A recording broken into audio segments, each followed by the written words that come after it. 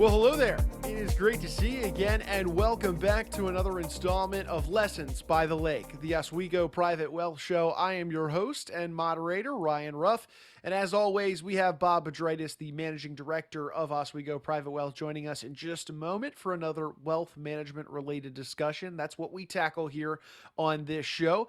We're taking the same strategies and solutions, and ultimately the same conversations that Bob is having with his clients on a regular basis at Oswego Private Wealth, and we're bringing them right here to you on this show.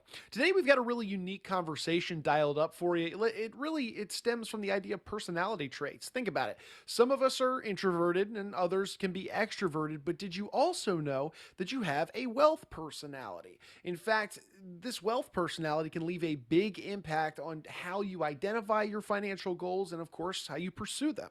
So today what we're going to do is we're going to dive into this idea of, do you know your own high net worth personality type? Bob's going to be sharing a handful of what these look like and maybe which one you might fall into, and identify just why it makes so much sense to really hone in on identifying what your unique personality type looks like. So that being said, let's go ahead and bring Bob aboard and get today's conversation rocking and rolling. Bob, good to see you today. How you doing? I'm doing well. Thanks, Ryan. I'm good to be with you. So yeah, Bob, I mean, great to be with you. Great to have you back here on the show. So let's get right into it, shall we? The idea that each of us has our own wealth personality is probably a newer concept to many of us that are joining us on the show. But let's define it for them. Tell us what you mean by a high net worth personality type. Yeah.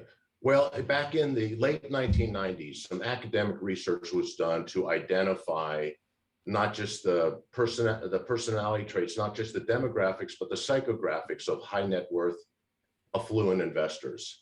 And it was really interesting study back 20 some years ago. And it's continued to be updated and corroborated with thousands of high net worth investors. And it's a really critical thing, in my judgment, for an investor to have a sense of their own high net worth personality for a myriad of reasons. Sure. And so, Bob, in your eyes, how important is it that an investor's attitudes and personality traits are similar then to maybe the professionals that they choose to work with? Well, we've talked about in the past the human element of investing. And so many investors begin by just looking at the how of investing. And it's the why of investing is also a part of it. In order to achieve your goals, your aspirations, your dreams, there's a why behind it. And an investor is well served to understand the why of their investing. And it's also important, in my judgment, for them to match with an advisor who can relate to them, can understand with them, to get it, who they are, what they're trying to accomplish. And the conversations and the relationship runs so much more smoothly if they're aligned on some level, and if the advisor understands the high net worth personality of the investor. Makes sense to me. So, Bob, let's unpack some of these personality types. What's our menu of options look like here? Walk us through them. Well, the research has identified 9. So let me talk about the first one. The first one is, and they have names, of course, and the first one is just called a family steward, and that's the most dominant of all of the 9 high net worth personalities. So it's roughly 34% of all high net worth investors are family stewards. And a family steward wants to see that their family's taken care of first and foremost. They want to understand and relieve the financial worries of the family. And they're typically not super knowledgeable about investments, although they could be. But their primary motivator is their family, the kids, the grandkids, and everything around their financial decision making revolves around those issues. And so moving on, what does the flip side of that then look like? I hear you. Sure, there's probably so many family stewards that we might all know in our lives in a close personal manner, but what's the flip side of the family steward then? Well, I'm not sure it's the flip side necessarily, but it's in the second category, which is the second largest, is what the researchers term an independent. And independence seek freedom. Freedom seems to be the number one word that comes up for independence. They want to know that they have enough money that they don't have to worry about money. And often I hear independents use terms when I'm counseling with them of things like, I want to have enough money to do what I want to do when I want to do it, and not to have any financial worries in my life. Sure. So we've got our family stewards then, Bob, as well as the independents, both pretty straightforward. And what you had mentioned that research shows is the most common of these high net worth personality types. Could you take us through maybe some of the additional ones, maybe the more nuanced personality types that you're seeing when it comes to, being a high net worth individual? Yeah, there's the third most prevalent one, and I think it's an unfortunate name they gave it because it's really not a negative at all. But they call it the financial phobic. So a phobic. I often see this with inherited wealth, and a second or third generation that has a great deal of wealth. But they phobic um, hates being involved in complex financial decisions. They're really looking for an advisor who they can trust, who can take care of things. And by the way, I'm primarily a family steward, and with a little independent thrown in is my high net worth personality. But as far as being a phobic, I am definitely not a phobic when it comes to finances. I love this stuff. But I'm a phobic in other areas of my life. I'm a phobic with, as Michelle can attest to, when it comes to taking care of anything for the home. When it comes to something breaks down, I am immediately saying, who can I trust? What electrician, what plumber, what landscaper, what roofer, who can I interview, who can I trust to take care of these things for me? And so that financial phobic would be the person who said, I made the money. I have a life that I want to live, and I would enjoy living, doing the things I want to do. It sounds a little independent as well, right? Taking care of my family sounds a little bit of family steward as well. And said, but I want to turn this over to somebody and have not necessarily super involvement. I certainly want to be informed. And by the way, which leads me to the idea that nobody is just one category.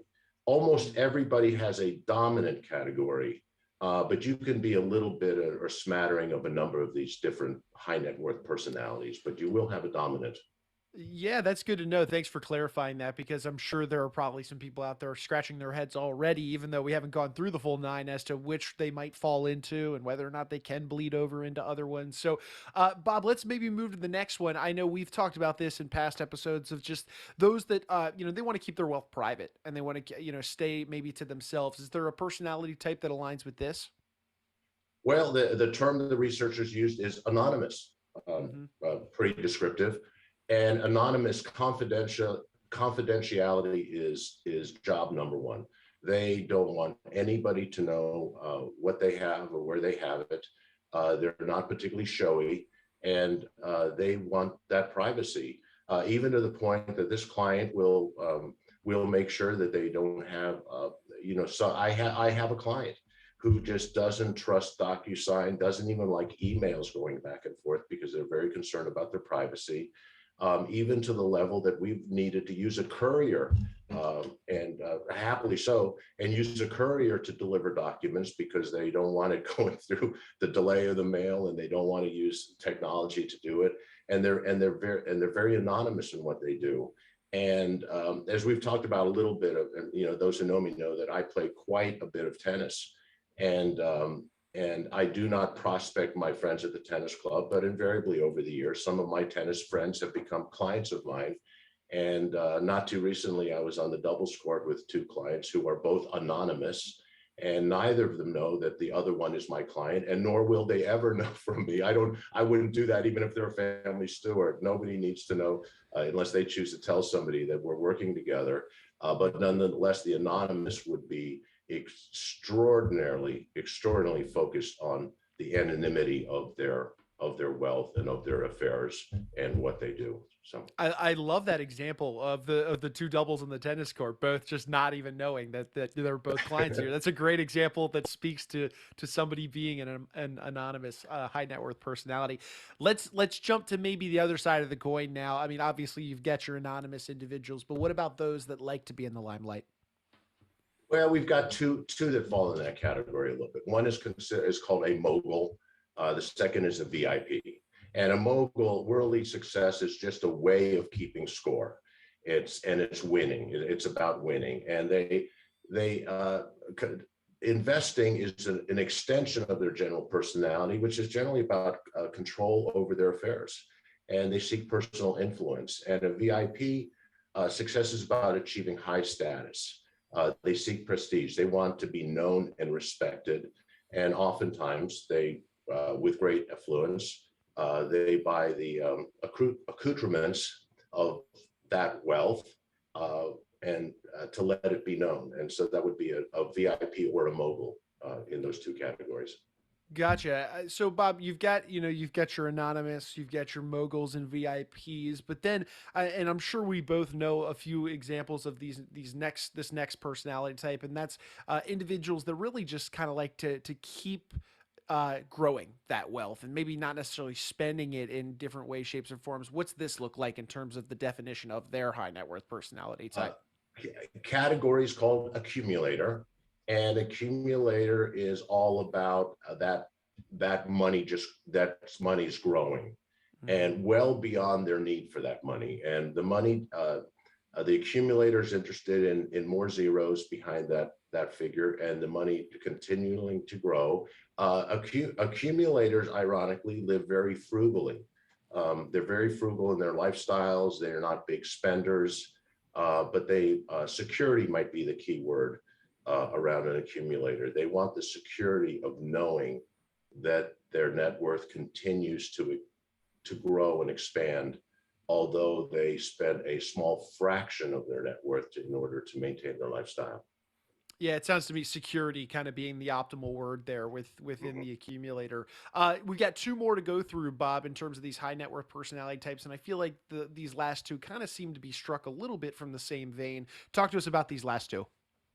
Well, the last two are gamblers and innovators. So a gambler is exactly what the word would suggest. A gambler is somebody who is comfortable with very high risk, and they really treat financial and legal matters as a hobby. And the hobby is they derive pleasure from complexity and problem solving. They exhibit a very high risk tolerance. A gambler would be somebody who I'll go back to the tennis club. I'd run into the club and meet them for the first time. They say, what do you do, Bob? And I tell them the kind of work that I do. And their very first thing would be, hey, do you have a hot stock tip for me? For me, that would be the gambler. The innovators that view financial and legal matters as a intellectual endeavor, an intellectual challenge, and they want to be on the cutting edge of anything that goes on in there. The word derivative is a sacred word. It's a sacred word for an innovator. They want to know what's the latest, what's the greatest, what's the most interesting thing that's going out there. They would have probably been very early adopters rather into Bitcoin as an example. And an innovator just wants to say, what's on the cutting edge? I want to be there. I want to be on the forefront of that issue of that innovation. Roger that. So there you have it. I mean, they're the nine high net worth personality types. And Bob, now that we've kind of gone through each one of these, could you maybe better help us understand then of just, and illustrate how somebody with a given personality type would be well served now with working with somebody that, a wealth manager that suits them and understands their own personality type. So that way they can cater solutions and whatnot towards them. Yeah, fantastic. By the way, let me throw up there the distribution of the high net worth personalities. You can see that, and I had said that family stewards, first and foremost, they're 34% of all high net worth personalities. And then the independents kind of round out the rest of half of all high net worth personalities.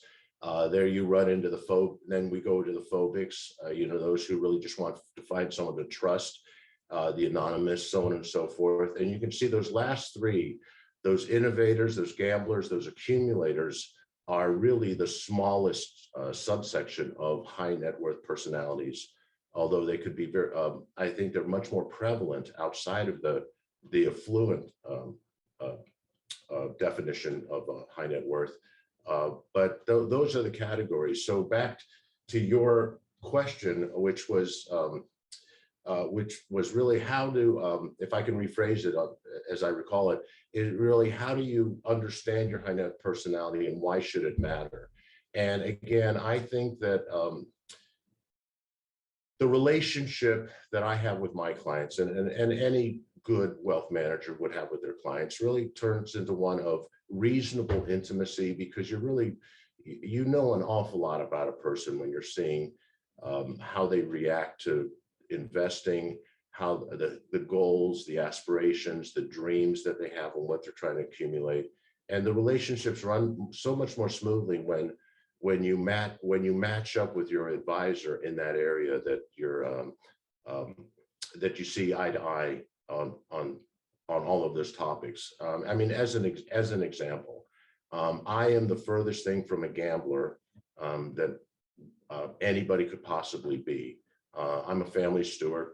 Independent is my family steward, dominant, independent, secondary for me. So for me, if somebody was a gambler, they probably would be very dissatisfied with the work that we do, because a family steward is more conservative. As Mark Twain once said, they're more concerned with the return of their money than the return on their money. Although we're trying to achieve both, we want to achieve both. And a gambler or an innovator probably would be very bored with me and say, I don't even know, you're not a good choice for me. And one of the things we do is in our initial discovery meeting, we don't ask you what category you fall into, but when I do my intake discovery meeting and ask a lot of questions, there are ways that we can identify that. For example, one of the first questions we ask is, what do you want your investments to achieve? And the family steward would answer those questions around, well, I want to take care of my family. I want to make sure that Michelle is taken care of. It's very important to me that Eric and David and Hope and Kim and the grandchildren are well provided for, and that I can use this blessing of this wealth that I have as a means to an end to help them. And the independent would very much say, I want money is just, it means nothing. It means nothing to me other, it's not all about pictures of dead notables, on paper and accumulating those things. It's what can I do to live the lifestyle I want to do what I want to do, go where I want to go, travel the way I want to travel. And within those questions, we can identify those things pretty easily. The second question we asked is, when you think about money, what concerns, needs, or feelings come to mind? And again, as a client begins to answer those questions, it's very evident what their high net worth personality is as we go through. And then as we go through this process, if we do go into that gambler or that innovator stage, I'm probably not the best advisor for them.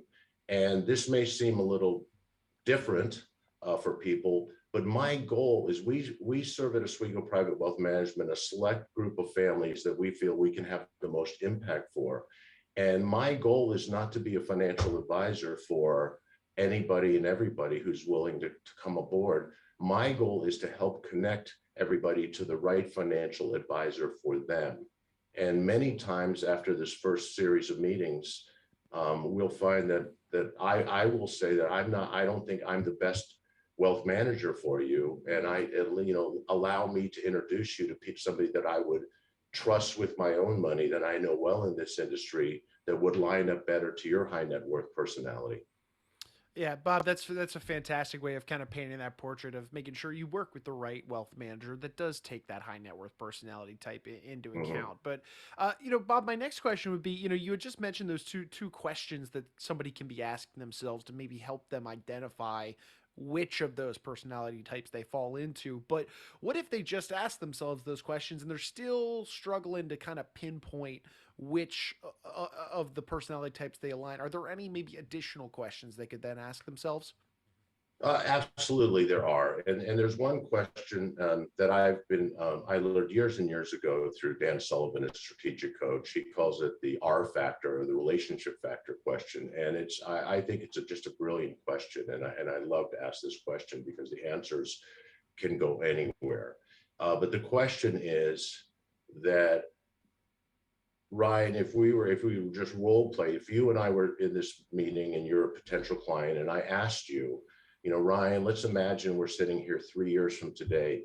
And as you're looking back over those 3 years, what has to happen for you to feel good about what we did together financially?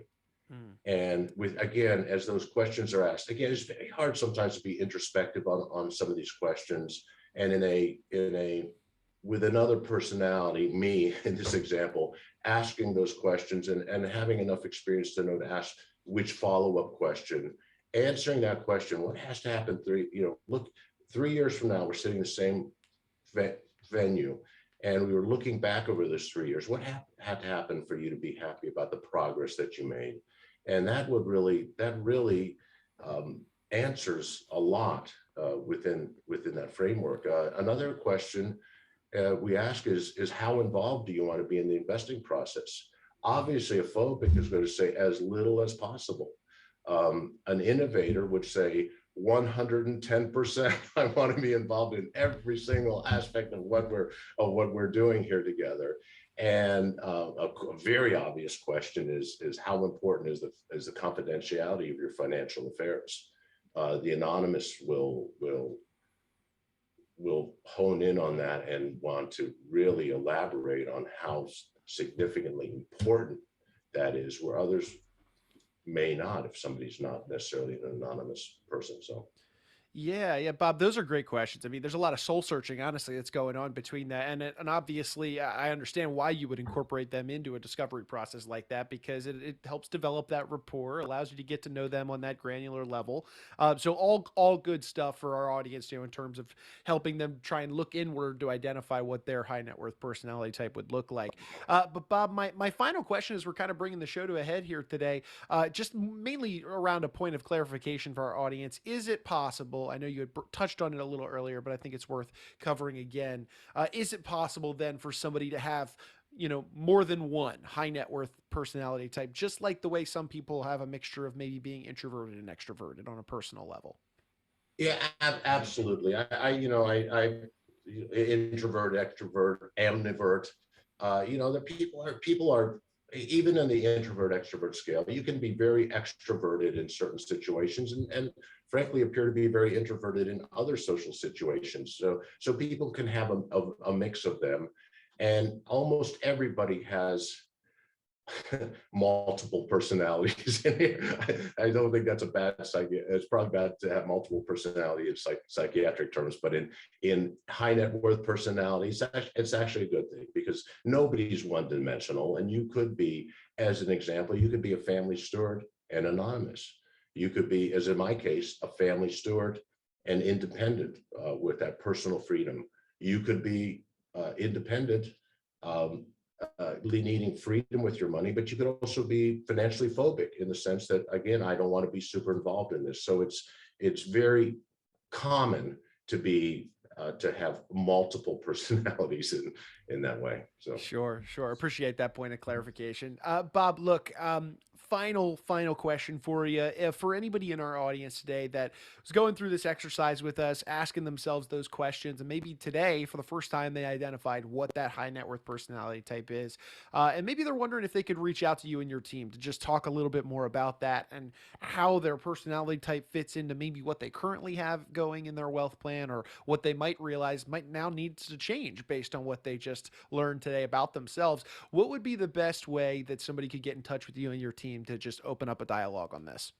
well, first of all, we would love to talk to anybody who'd love to talk about this. We have created a report, a lessons by the lake report on this very topic that we can make available to anybody who's interested and wants to reach out to us.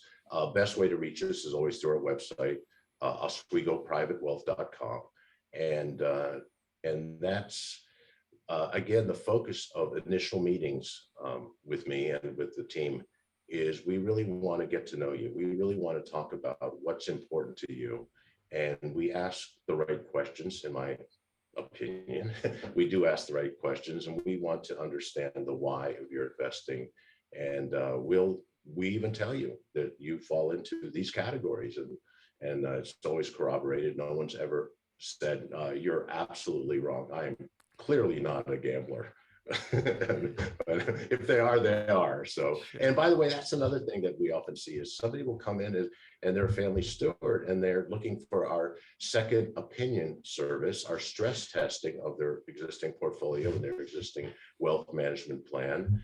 And they feel they're dissatisfied. And for example, they perhaps could be a phobic or even an independent family steward, really doesn't matter. And but they have an advisor whose personality trait is more of a gambler mogul, and they just didn't understand exactly why that didn't feel right, um, but they realized it relatively early in our conversations that that's why I haven't been super happy with the person who's been handling things so far, is because we're just not aligned in our personalities. Yeah, yeah. That big takeaway for the audience today is make sure you're working with the right wealth manager that does take your own high net worth personality type into account. Because at the end of the day, I mean, you've heard Bob and I say it time and time again. It's you that matters at the end of the day. You and your goals and aspirations for the future. So, well, look, Bob, I appreciate you carving some time out of your day to be with us to dive into these different high net worth personalities, and looking forward to jumping back on the next one with you down the road. Yeah, thank you, Ryan. It was a pleasure today. Thanks. Absolutely. And hey, look, as always, we're going to take one final moment and thank you guys, our audience, for jumping aboard and being with us on the show today. If you enjoyed today's discussion, took anything away from it, maybe you went through the exercise of asking yourself those questions, do us a favor, hit that like button, maybe leave a comment on the show. You can always subscribe to it on whichever channel that you're checking us out on. And then, of course, share this information with friends, family, business owners, anybody that you think would benefit from these types of discussions. I said it at the top of the show. I'll say it again. Really, we're taking the same strategies and solutions and ultimately conversations, really, that Bob is having with his clients at Oswego Private Wealth. And we're bringing them to you right here on this show. Bob and I, we've sat down. We've got a lot of great discussions that were queued up for future episodes to come. And we'd love to have you join us for those. So for Bob Bedreitis, I'm Ryan Ruff. We're going to go ahead and say so long today, but we appreciate you joining us on today's installment of Lessons by the Lake.